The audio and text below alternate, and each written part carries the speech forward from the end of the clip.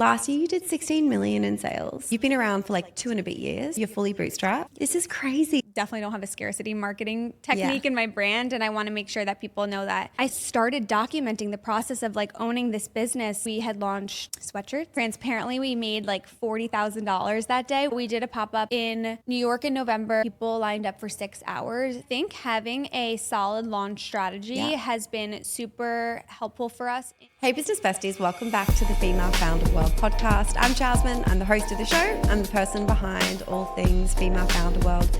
And today I'm chatting with Chelsea Parke Kramer, the founder of Parke. Welcome to the show.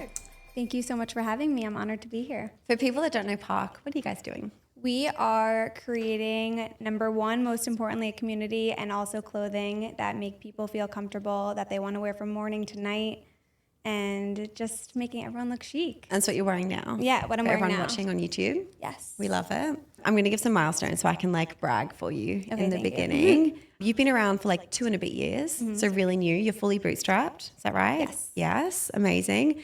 And last year you did 16 million in sales. This is crazy. Yes, it's been the craziest ride probably of my life. I mean, I'm young, but I feel like I can't even imagine that I would have been here last year. Talk me through the launch in 2022, because what it started as is not what Parke is now. No. So when we launched Parke in 2022, I had moved to Miami during 2020, during COVID, and I'm a lover of comfortable clothes, you know, after COVID, who didn't want to be cozy? But when I moved to Miami, I couldn't wear sweatpants all the time, and I found myself often wearing vintage Levi's. And I was like, there weren't the places to shop online now where they have reworked vintage Levi's. And I was basically just like, how can I get vintage Levi's to the mass population? I mean, it's very hard to get vintage comfortable Levi's after coming off no one wanting to wear jeans. I somehow met this guy at a farmer's market, so random. His dad ended up owning like the biggest vintage recycled clothing warehouses in the United States. Wow. And it was in Los Angeles. And I happened to be with my mom, and she is like, we're both people that could talk to anyone. Probably the wall. So we just were sparking a conversation. I was wearing vintage Levi's. He was selling vintage Levi's, and we were just conversing. And that's when he told us that his father had owned this factory. He had moved to Miami, but his brother still runs it with his dad. And I was just thinking to my mom, this is an opportunity. Like, I could get this product to all of these people that are scourging these vintage flea markets for vintage Levi's. So I called her she went back to New Jersey where I'm from. And the next day I called her, I said, let's go to LA and let's go to this place. There weren't, like I said, all the places where you can buy vintage Levi's, get them reworked now. And actually, as a side note, like all of these places that do vintage Levi's get their denim from this same place. Oh, okay. So that's like a hidden gem. And so we went to LA. They were like, this is the minimum. You have to buy 200 in each style. And I was like, well, if I didn't do it, at least I tried. And something about me is like, I'm just going to do it always. I don't care if it's going to not succeed. And I think that being naive, honestly, in this case was super important. And now looking back on it, like, I'm so glad I didn't know anything that was going to come. But we went to LA. We sorted through the bins, like I probably have a picture of me that we could post with this, like in the bins of denim. I mean, they were like to the sky high with vintage Levi's, like all different styles, but they're men's sizing. So there's a surplus of recycled vintage Levi's in men's. So we reworked them to women's sizing. And by July, this was in May. So by July, we were live. We sold probably 100 of them, 150 out of the 200 in that like initial week. Wow. I was sort of going with momentum. I feel like now looking back on it, it's not any number. Like, that's so minute, but that pushed me to just continue. And I was so like, it was like a high, you know? And that momentum just pushed me through to today, honestly. And at the time when we launched, I did have another job, and it was a job in traditional wholesale in fashion, but it was I don't want to speak badly, but it was not a good job. It was very traditional fashion, Devil Wears Prada, I felt, but it did teach me a lot, and I feel like it really helped me that I did have a job at the time. And then by November, I was out of my job, and through that initial year, we were just making some new denim styles with recycled denim, but also really staying focused on recycled denim. And I say this one thing all the time, but to have a business on recycled denim is very sustainable, but it wasn't sustainable to build a business that I wanted to ultimately build. And I knew in my heart of hearts that I could build. So I was like, let's go back to the drawing board. Let's see how we can transform this business into something that can sustain a business model through years. And honestly, being naive also was super helpful. But wow, I'm going to ask you about what comes next in a minute. But first, I want to know where those first customers were finding you, like right in the beginning. So at the time on TikTok, I had 10,000-ish followers. And I think that also, like, coming off of that COVID TikTok era, it was so focused on like dance and like it's such a different type of influencer than we see now. And I honestly was working from home and I was finding a way to have a creative outlet and showing my outfits. I mean, it's kind of hilarious when sometimes like I get a notification that someone likes one of those videos. I'm like, oh my God, I need to archive it immediately. Like, I was just working from home, but I was going to the gym in the morning and then I was staying in my workout clothes all day. And I wanted to be able to find a creative outlet and make sure I was getting dressed every day. So I was posting my outfits of the day on TikTok from my apartment. And I think that's initially how I got this little following. And then I sort of started documenting the process of like owning this business since I started. And I think people really resonated with the excitement that I showed behind it. And to this day, I still think that's like what resonates with people. That's how people, I think, started the brand. I remember making a TikTok, like I was at like Miami Swim Week, which is like they take Resort Market from New York and then they bring it to Miami. And I was in the middle of market and I went outside and I filmed this video like Parke is live. We launched today. And I launched it in the middle of this like horrible situation. And I was just so passionate about it and so excited. And I think that's what drove people. And also like, I mean, I don't know if you have a pair of vintage Levi's that you love, but they're just so comfortable. So I think that all of it just excited people and being attainable to get. And then the next year, so this was end of 2022 when everything kind of got started and you picked up traction, you quit your job. In 2023, you made $1 million in sales, which is so like really significant. I speak to a lot of business owners and in the first year, that doesn't really happen for many bootstrap brands. What were you doing? Honestly, I was just like taking this excitement and momentum and continuing. And in that, on our first birthday, we had launched sweatshirts and I had been a lover of cozies my whole life and coming out of COVID, and I made a sample of this one sweatshirt and I loved a high neck because I had this vintage sweatshirt, had a high neck. I loved it so much and I made a sample and I didn't think it was doing anything. I just made a sample, wore it for my now let's call it 15,000 followers.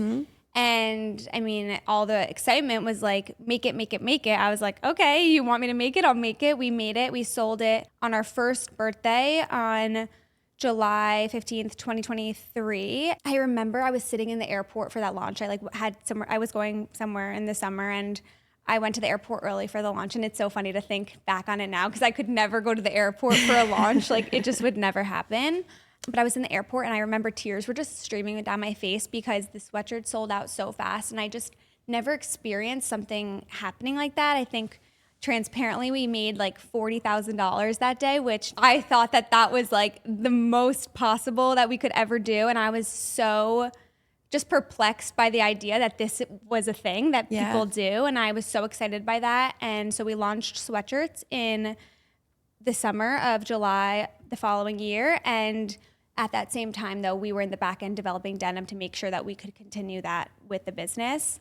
But having this other product that is sort of different than denim where it's a harder sell, and having sweatshirts and something that everyone wears every single day, launching it, selling out, feeling like I could continue doing that just was so exciting for me. So we launched sweatshirts in July. I think we had a restock in August and we continued probably a few more collections of that through the end of that year. But that is how we did 1 million that year. Yeah. Oh my gosh, that's so incredible. I need to ask you who did your branding or what the idea was behind the branding because it looks so good. So it's actually so funny because today we just relaunched a whole new brand identity. Today? Yes, like in the Uber on the way here. Oh my gosh. Yes, we just launched a whole... You're still doing launches like on the move. Yes. Well, just this was different. Like my team is in the back end doing my website live. We were just watching everything go unfold here. Oh, congrats. That's so exciting. Yeah. So how do you feel? I feel great. I feel like, so it's interesting that you ask, because when we launched the branding of Parke, one of my great friends, she's still one of my amazing friends, is an amazing photographer. She's really, really good with branding. And she was initially the one who helped shoot the initial products, launch the initial branding. But the thing is that when we made the branding, we didn't have a brand.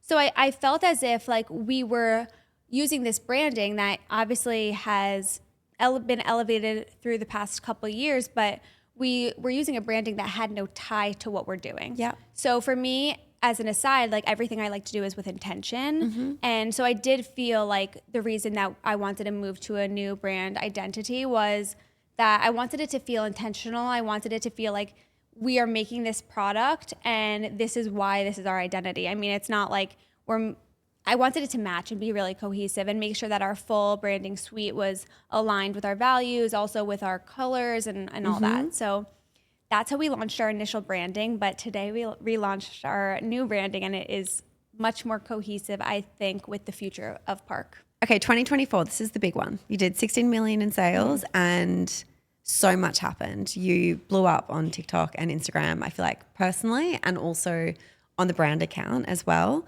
I find it really interesting. A lot of people I talk to, when you come up or when I said I was interviewing you, they're kind of like, oh, the influencer brand.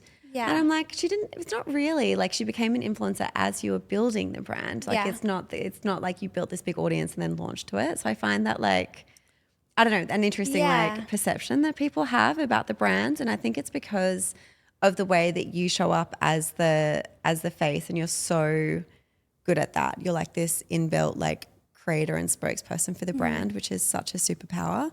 And there are so many people in the community that I think want to be able to do that for their brands. And I know it's such a tough question because I feel like it's probably something that comes really naturally to you, but what advice do you have for someone who's like, I want to be that person for my business? I think that it's a really interesting comment because I feel like I get boxed into this group of people who have influencer brands, and I'm honored to be a part of that. But I wish people knew that I wasn't an influencer who did create a brand. I was a consumer person, lover of fashion, who created a brand and happened to grow at the exact same time as that happened. And I'm so grateful that my trajectory and Parke's trajectory have been the same, because I feel like it's given me a reason to continue sharing about the brand. But my MO isn't being an influencer. I think at the end of the day, if I had to remove part of it, I would always go for the brand more than being an influencer any day of the week. If I had to turn down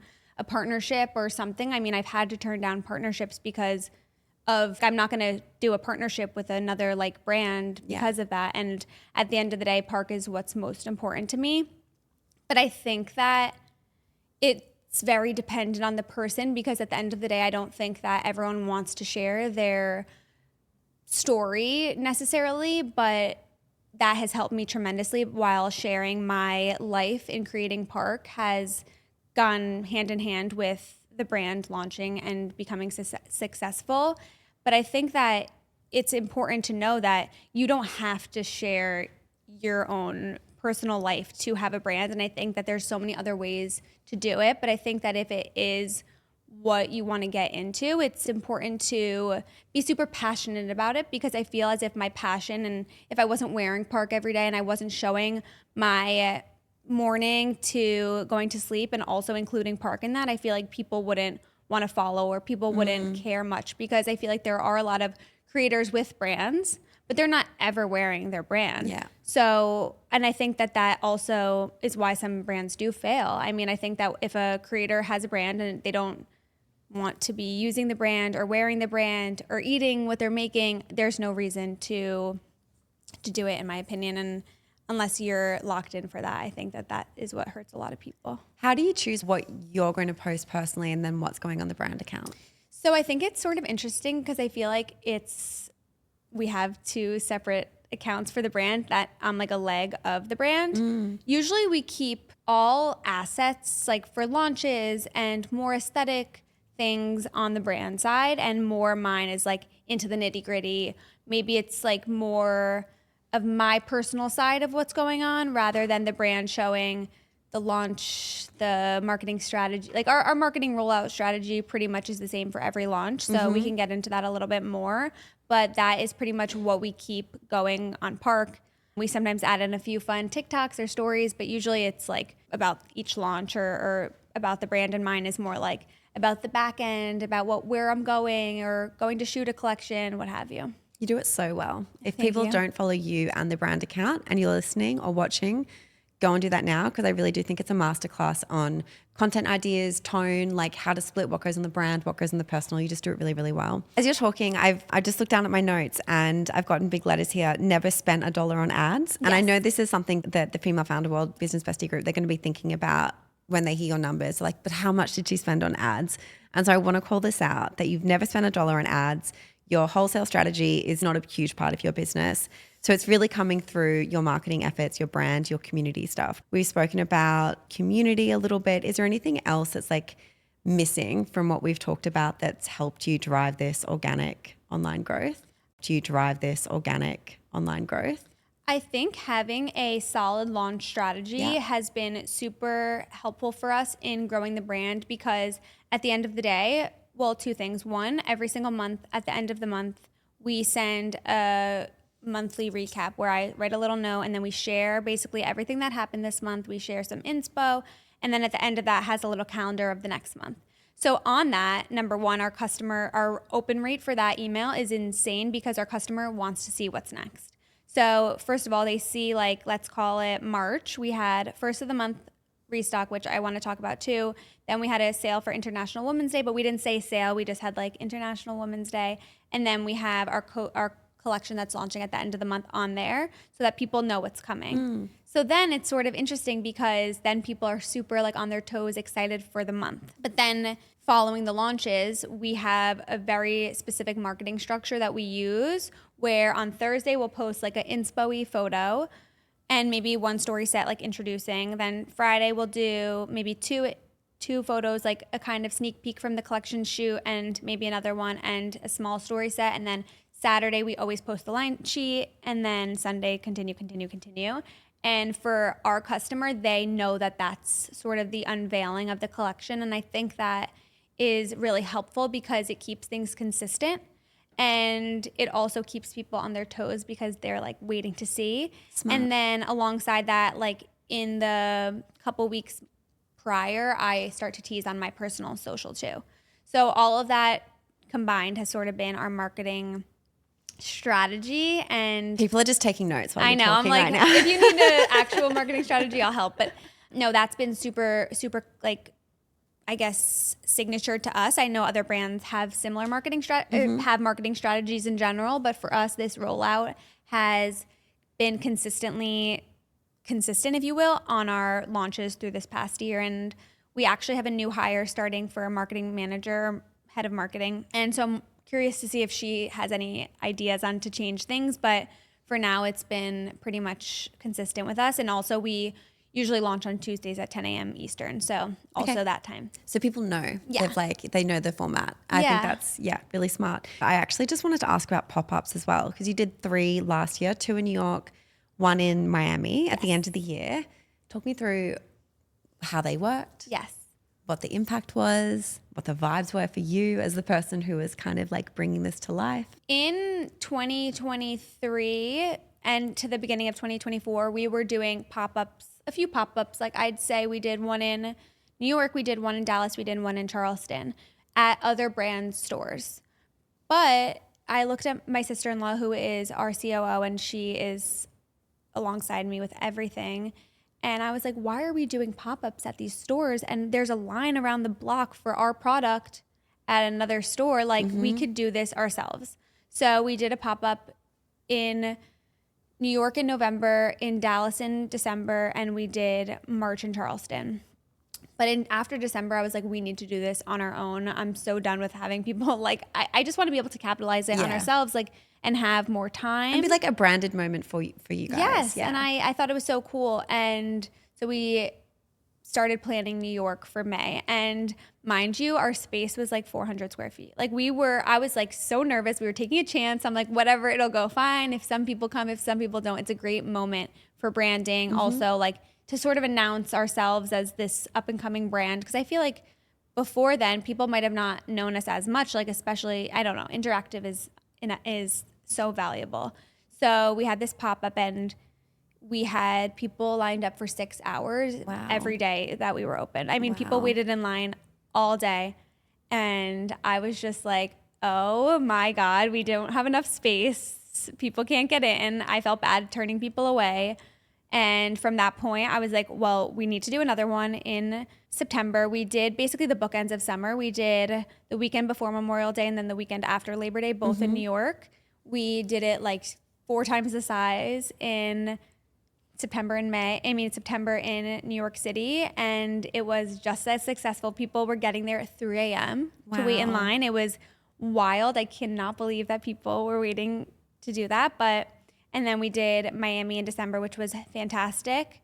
And it is such a valuable in-person experience for a customer and also for me as a founder, being able to put these faces to these names and seeing people that I DM with and meeting them in person. Yeah. And I mean, a brand and our brand especially, we have such a community and people meet people through them. I hear people always messaging me saying, they went to Pilates and another girl was wearing Parke and then they became friends and now they are best friends, or they met in line at the pop-up, or someone was saying how they're in a sorority and they weren't really making friends, which I mean breaks my heart. I'm like, I'll be your friend, don't worry.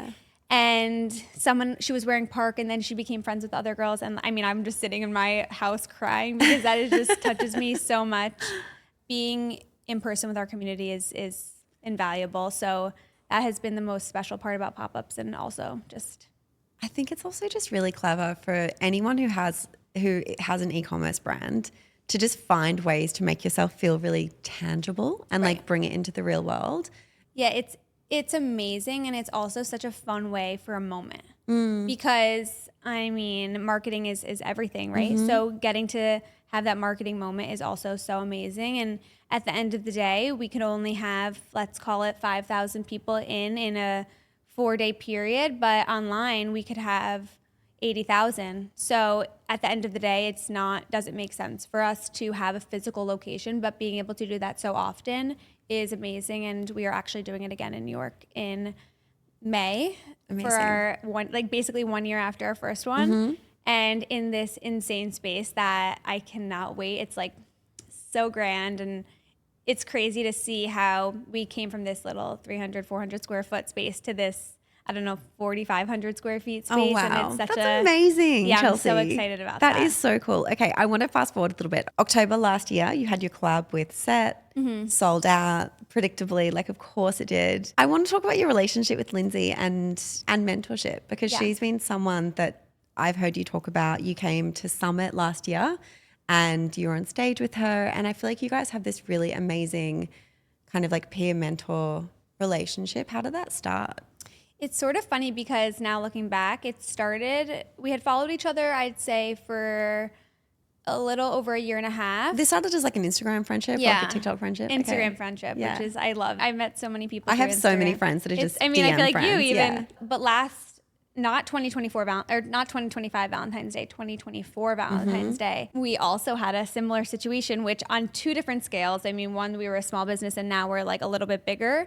So our 2024 Valentine's Day collection also sold out in very quickly. I mean, the inventory changes from last year to this year are insane, but it sold out. At that point, I don't even know if we had like 30,000 followers on Instagram on Parks. So, I mean, it sold out super fast. And I remember I made a video on our Instagram just because we've always been a community first brand, just explaining a little bit about it. And Lindsey made a video on her own personal page being like standing up for me. And we never really had like the formal conversation yet, but I just thought it was like the nicest thing ever. So, and then we reached out to each other and just sort of had a relationship since then.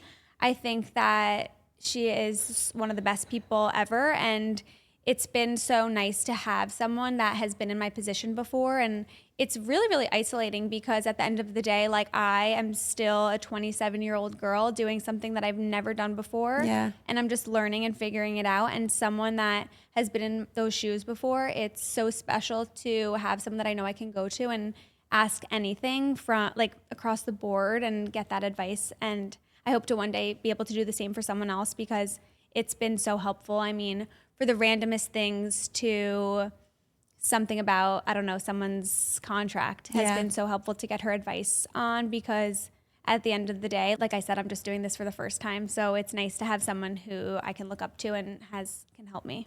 You mentioned Valentine's Day just then. And Yes. so I want to talk about Valentine's Day 2025. Okay. You had this amazing collection, sold out in 5 minutes, and 80,000 site visits, just amazing. It hit instantly. Then what happened? So after Valentine's Day 2024, I'm like coming back into it. I'm like, Valentine's Day 2025 is going to be insane. So we started planning Valentine's Day, I think, around August of 2024. And at that time, maybe on Instagram, we were starting to get more followers. Maybe we had 60. I'm going to look the exact numbers, but maybe 60K on Instagram. And so when we ordered the collection, we had a following, and on a drop day, we never had more than 30,000 people online, and that 30,000 started after the set drop. So maybe before that, when we placed the order, we had 20,000 max. So we make this amazing collection, and I was so excited about it. And we ordered it in, call it September, October. So at that time, when we ordered the collection, and then when we launched, we had about 125,000 followers. So in that short time, we grew really, really, really rapidly. And there was no way we could edit or change our bulk order at all. So we launched the collection and it sold out super fast. And it's bittersweet because at the end of the day, I'm so proud of my team and myself and the product. And I stand behind it so much. But it's hard then when so many people are disappointed. And for me, I'm just a human with feelings. And it was really hard, honestly. And it's hard to navigate that because I want the best also for my team. We had made this pact that we weren't going to do pre-orders in this new year because for us that sort of just delays things, and I don't want my team to feel responsible for holding on to something. But at the end of the day, the community is the most important thing to me, and they wanted that pre-order. So we launched a pre-order the week after, giving it some time so people didn't make rash decisions and making sure that the website was great and ready to go. And we launched pre-order, it did really, really well, but it's crazy to see the growth from 2024 Valentine's Day to 2025 Valentine's Day because the numbers are astronomical. When all of this was going down, I saw you post on your TikTok, like your personal one, just like like an apology to the community that it sold out and for anyone that was disappointed, and kind of like taking them behind the scenes in the business of what it actually takes to launch something like this and how far in advance you're working and all of the stuff that you just said then. And I saw it and it actually broke my heart a little bit because I can see how much you love your community and your business and your brand and what you're building. And then the intensity of what came from something that like came from such a good place, like just must have been really tough. Yeah. Yeah. But I think that it's my responsibility that if I'm going to share a lot of the behind the scenes and everything, then I'm going to be also vulnerable and share that what goes on behind it, because I think that it's important that people know that people don't care and that's fine and they can say what they want with that. But I just want people to know that I definitely don't have a scarcity marketing technique in my brand. And I want to make sure that people know that this is what happened and this is how we're going to change it for the future. And I'm going to do everything in my power to make sure that if someone wants something, they can get it. And I think that at the end of the day, like someone might be upset, but like deep down, I'm the most upset because it hurts me the hardest. Has it changed the way you want to interact with TikTok? At that time, I was like, I can't look at TikTok because my whole feed was, and I think it's really great. And I feel like in this past year, I've grown and been able to step back and be like, if this is what's going to affect me in this way, I'm going to take a step back. But it doesn't change the way that I want to continue to share the business, because I know that if someone's saying something, it might not be true. And that's the most important thing, is that I know it's not true, and I'm going to continue to keep sharing. This year you also launched at Shop Bop, is that right? Yes. Okay. I'm so interested in launching with a retailer and why you decided to make that decision when you just smashing it with your own e-commerce store. My background is in wholesale. Yeah. So when launching Parke, I know that wholesale is a huge add to businesses, and I learned that in my previous role. But I think that it's important that we at Parke started really slow. And I could have just gone to wholesale and gone to market and done all the things and had buyers and that had them purchase Parke. But at the end of the day, I knew that I wanted to build that community first. So the past 2.5 years, really growing that community, knowing that they are going to come back to us regardless, was super important to start there. So I made sure that the brand community was one thing before even taking it to wholesale. And something that I want to know about Parke is that after working in traditional fashion, I realized that as a consumer myself, like I don't need a traditional fashion calendar. I don't need fall, winter, spring, summer, resort, etc. Like I know that a consumer doesn't need to shop that way. So I was super intentional when launching stuff for Parke, which sort of ended up getting us into this drop model, but it's sort of just because I know that people don't need to shop in August for winter. Yeah. I know that they maybe in August want to shop for like transitioning into fall. They don't need that. So that was another thing with wholesale because that's how they shop. So I was intentional with starting off with a few small stores. So we have about 5 small boutiques across the United States that sell Parke, and they have for about a year now. And for me, I was super intentional with a bigger wholesaler account because I knew that at the end of the day, I wanted our return customer to keep coming back to us. But I also didn't want them to be going online, searching Parke, and it being on every single fashion website, platform, what have you. And I wanted to keep it still true to us and keep it on our site. But I had been working over the past year with Shop Up, getting our assortment, making sure it felt really classic, because at the end of the day, people do shop for things like jeans or a sweatshirt on a different platform like a Shop Up, where they're going for a sweater and then they have it styled with the jeans and they buy the whole outfit. So at the end of the day, it was super important that our customer could also get it on a platform like that. And to start with Shop Up is where I like to shop online. So it was super full circle and it was great. You mentioned that new marketing manager. Yeah. You're about to have 14, 15 team members. A year ago, you had 2. Is that right? At this time last year, there was 3 of us. That's a lot for you. I think like also as a leader and a manager, it must change your role in the business. How do you feel in the business now compared to like a year ago? It's just insane the way things, I mean, I'm like, am I like alive? But no, it's been. When you walked in, the first thing I said, I'm like, are you okay? I'm like, this is like the biggest honor of my life. I wouldn't change anything. I think that the growth of the team has only helped me be able to, like they always say, hire for your weaknesses. Yeah. And that has helped me tremendously. I think at the end of the day, I'm a creative.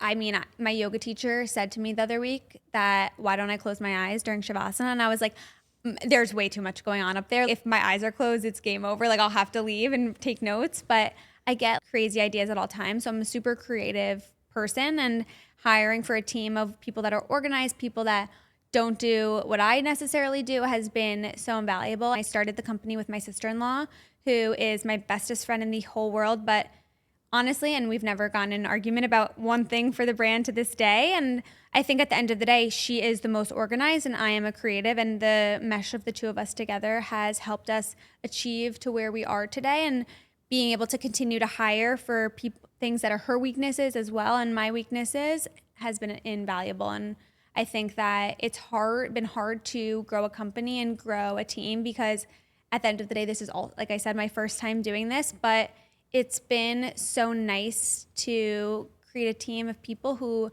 I mean, it makes my heart so happy. Like when my team members are working together and I see them that they're not just working together, they're hanging out on the weekends. It is amazing. And I think that I can't wait to continue to grow the team of this like dream team. Who was your first hire? Just quickly. My first hire was my sister-in-law. Okay, awesome.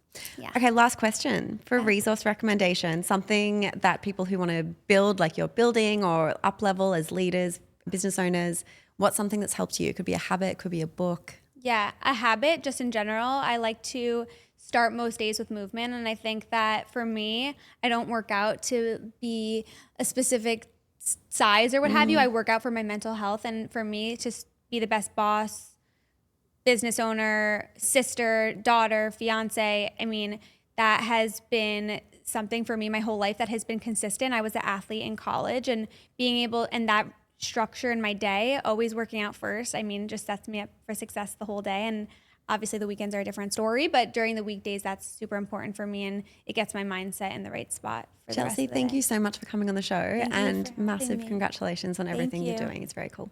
Thank you so much.